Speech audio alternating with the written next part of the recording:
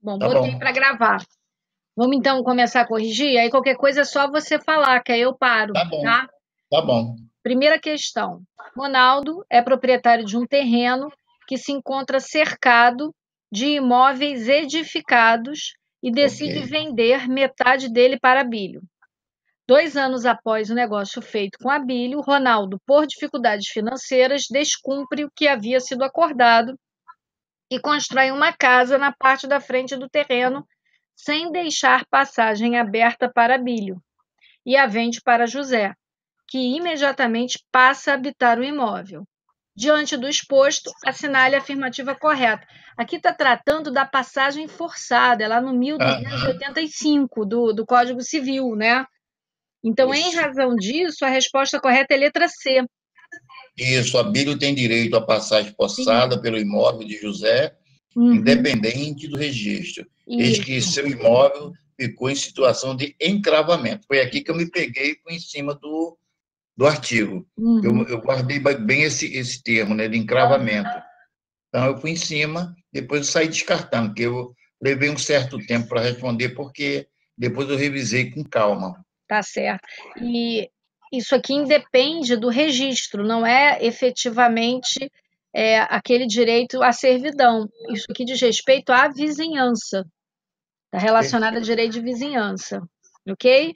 Ok, Então, posso ir para a segunda? podemos. Vamos lá. Segunda, diante da crise que se abateu sobre seus negócios, Heriberto contrai empréstimo junto ao seu amigo Jorge, no valor de R$ 200.000, constituindo como garantia a hipoteca de seu sítio, com vencimento em 20 anos. Ok. Esgotado o prazo estipulado e diante do não pagamento da dívida, Jorge decide executar a hipoteca, mas vem a saber que o imóvel foi judicialmente declarado usucapido por Jonathan, que o ocupava de forma mansa e pacífica para sua moradia durante o tempo necessário para ser reconhecido como novo proprietário do bem. Diante do exposto, assinale a opção correta. O que a gente tem aqui é, de um lado, a hipoteca e, de outro lado, a Ok. uso capião, né? A uso capião é uma forma de aquisição originária de propriedade. Originária.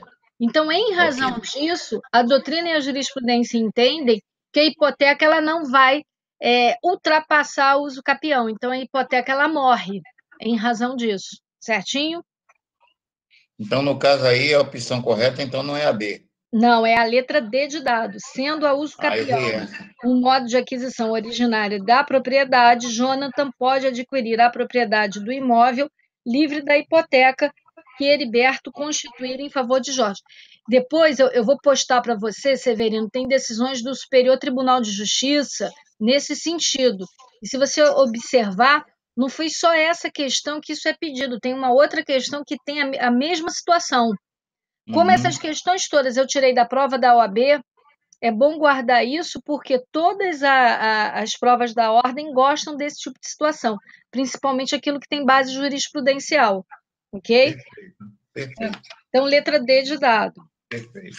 Ok. Terceira, Vamos lá. Quincas adentra terreno vazio e, de forma pública, passa a construir ali a sua moradia. Após o exercício ininterrupto da posse por 17 anos, pleiteia judicialmente o reconhecimento da propriedade do bem pela uso capião. Ok. Durante o processo, constatou-se que o imóvel estava hipotecado em favor de Jovelino para o pagamento de numerários devidos por Adib, proprietário do imóvel. Com base nos fatos apresentados, assinale a afirmativa correta. É a mesma coisa, né? Letra C de casa. Como a uso capião é modo originário, a hipoteca não é capaz de impedir a sua consumação. Daqui eu só vou destacar que na letra B fala de função social do crédito, né? Só que nessa situação, quem tem função social é a propriedade, ok? Ah, tá, Não é ok. Então, função social do essa crédito. eu me perdi também. Essa eu assinalei a opção A, mas tudo Eu bem. vou postar para você isso depois, eu separo e mando. É Tá com ótimo. base em precedente do STJ, tá? Tá ótimo. Ok? Letra C de casa, então. 4. Laurentino constituiu servidão devista no registro competente. em favor de Januário. Servidão de vista é algo que é não aparente, né? Assumindo o compromisso de não realizar qualquer ato ou construção que embarace a paisagem de que Januário desfruta em sua janela. Após o falecimento de Laurentino, seu filho Lucrécio decide construir mais 2 pavimentos na casa para ali passar a habitar com sua esposa. Diante do exposto, assinale a afirmativa correta. A servidão foi registrada, então isso dá direito, né, a Januário. Então vamos ver o que a gente tem aqui. É a letra D de dado, né? Januário pode ajuizar uma ação possessória, provando a existência da servidão com base em quê? No título.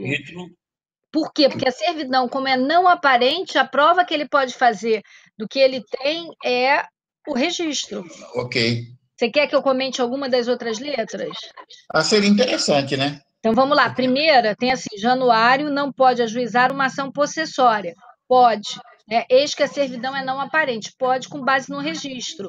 Né? Então, É a publicidade que se dá justamente com o registro. O registro imobiliário serve para isso.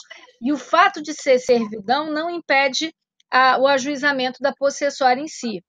B. Diante do falecimento de Laurentino, a servidão que havia sido instituída automaticamente se extingue? Não, ela perdura. Não. Tá? C. A servidão de vista pode ser considerada aparente? Na verdade, não.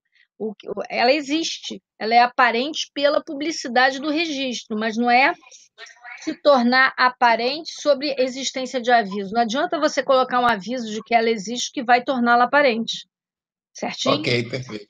Tá. Quinta, então. Vamos para quinta. Vitor, Paula e Márcia são coproprietários em regime de condomínio pró-indivíduos, então a gente não tem como separar o que é de cada um, né? De uma casa, sendo cada um deles titular de parte ideal representativa de 1/3 da coisa comum. Todos usam esporadicamente a casa nos finais de semana. Certo dia, ao visitar a casa, Márcia descobre um vazamento no encanamento de água. Sem perder tempo, contrata em nome próprio uma sociedade empreiteira para a realização da substituição do cano danificado. Pelo serviço, ficou ajustado contratualmente o valor de R$ 900. Tendo em vista os fatos expostos, assinale a afirmativa correta. Ela deve pagar. Por quê? Porque ela contratou. Agora, ela pode cobrar dos outros a parte que caberia a cada um. Então, ela arca com 1/3 e cada um dos outros arcaria com mais 1/3. Isso a gente tem aonde? No 1318 do Código Civil. Tá? Então, se a gente for olhar aqui, a resposta correta é letra B de bola.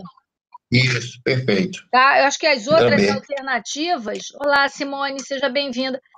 As outras alternativas, elas na realidade falam da mesma situação, não tem nada diferente, né? Tá? Como ela, pessoa física, contratou, ela responde. Agora, o problema não foi ela que criou, é do imóvel que pertence aos 3. Então, os 3 têm o custo disso, então se divide. Tá? Inclusive, tem o direito de regresso que a ANAD fala. Tem. Tá? Então, a quinta é letra B de bola. Sexta. Mateus é proprietário de um terreno situado em área rural do estado de Minas Gerais. Por meio de escritura pública levada ao cartório de registro de imóveis, Mateus concede, pelo prazo de 20 anos, em favor de Francisco, direito real de superfície do aludido terreno. A escritura prevê que Francisco deverá ali construir um edifício que servirá de escola para a população local. A escritura ainda prevê que, em contrapartida, a concessão da superfície, Francisco deverá pagar a Mateus a quantia de R$ 30.000. Pode? Mateus é proprietário. Ele passa para Francisco. Até aí, ok. É oneroso, né? O direito de superfície é oneroso. Aí vem. A escritura também prevê que, no caso de alienação do direito de superfície por Francisco, Mateus terá direito a receber a quantia equivalente a 3% do valor da transação. Aí não pode. Parágrafo único do 1372 proíbe. Né? Então, assim, Mateus, né, não vai, na realidade, arcar receber nada, né? Então, essa cláusula específica nessa parte, ela não produzirá efeitos jurídicos. Acho que até vale a pena a gente ler esse parágrafo, né? Sim. Deixa eu pegar aqui, 1372. Os códigos pequenininhos, a gente pega um pedacinho e pula um monte de artigos, né? Com Vamos lá. certeza. 1372. Tá aqui, parágrafo único. 1372. Não poderá ser estipulado pelo concedente a nenhum título qualquer pagamento pela transferência. Tá? Então, é nula a cláusula que estabelece em favor desse Mateus, né, um pagamento, certinho? Em caso de alienação daquele direito. Tá? Então, ele pode transferir. O que não está correto é ter que haver esse pagamento, né, ao concedente. Então, não estamos falando da letra C, não é isso? Letra C é a resposta correta, ok? Perfeito. Podemos seguir para a sétima? Podemos. Sétima. Podemos, Simone? Ela está caladinha. Podemos, vamos lá. Angélica concede a Otávia, pelo prazo de 20 anos, direito real de usufruto sobre imóvel de que é proprietária. O direito real é constituído por meio de escritura pública que é registrada no competente cartório do registro de imóveis. 5 anos depois da constituição do usufruto, Otávia falece, deixando como única herdeira sua filha Patrícia. Tá? Então, a gente está diante aqui do usufruto. Né? Okay. Então, a Patrícia passa a ser o quê? A nuproprietária do bem, né? Não, Otávia falece, Otávia é quem recebeu, então o usufruto termina.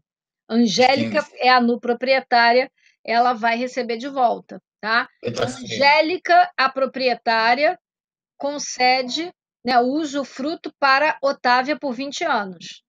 Então, a Angélica é a nuproprietária e a Otávia é a usufrutuária.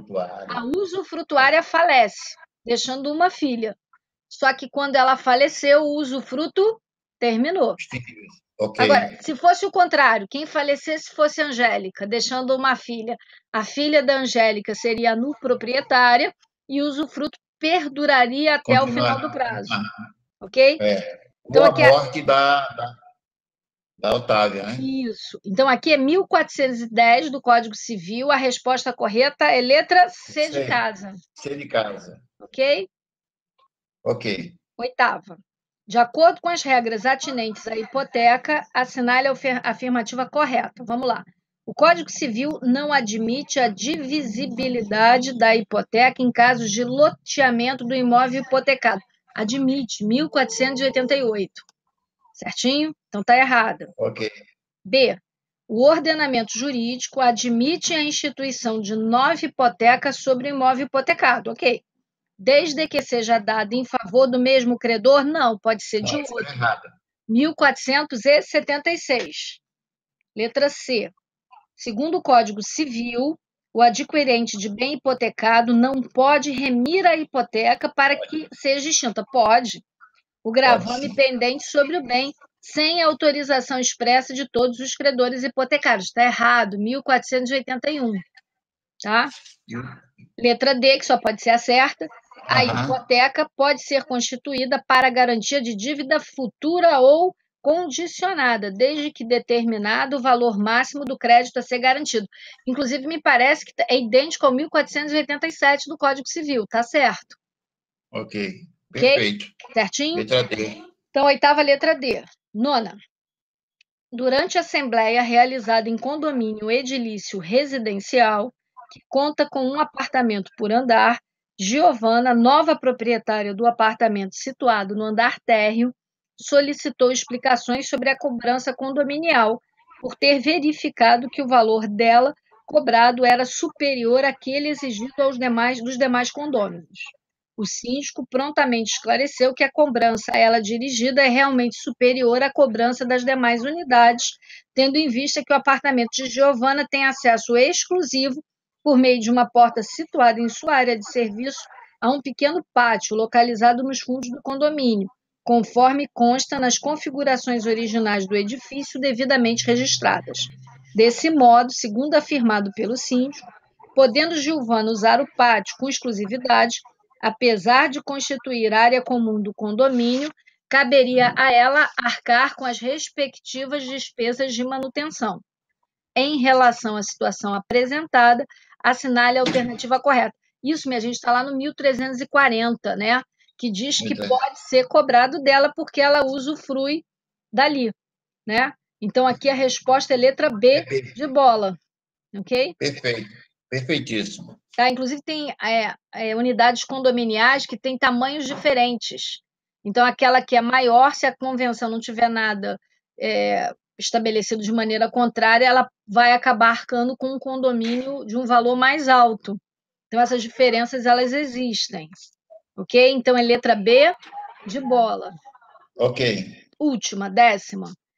Félix e Joaquim são proprietários de casas vizinhas há 5 anos e, de comum acordo, haviam regularmente delimitado as suas propriedades pela instalação de uma singela cerca viva. Recentemente, Félix adquiriu um cachorro e, por esta razão, seu vizinho Joaquim solicitou-lhe que substituísse a cerca viva por um tapume que impedisse a entrada do cachorro em sua propriedade. Surpreso, Félix negou-se a atender ao pedido do vizinho, argumentando que o seu cachorro era adestrado e inofensivo e, por isso, jamais lhe causaria qualquer dano.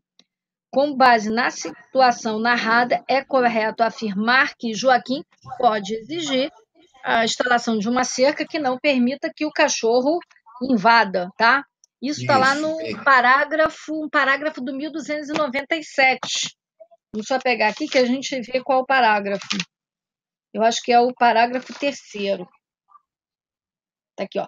Parágrafo 3º, 1297. A construção de tapumes especiais para impedir a passagem de animais de pequeno porte ou para outro fim pode ser exigida de quem provocou a necessidade deles. Então, quem provocou? O dono do cachorro. Tá? Okay. Então, Félix vai ter que instalar. Ou melhor, né? O dono do cachorro aqui é Joaquim solicitou, então é Félix. É letra B de bola, a resposta correta. Ok, minha gente? Certinho? Muito bem. Fechamos todas as 10 questões, né? Então, vou parar de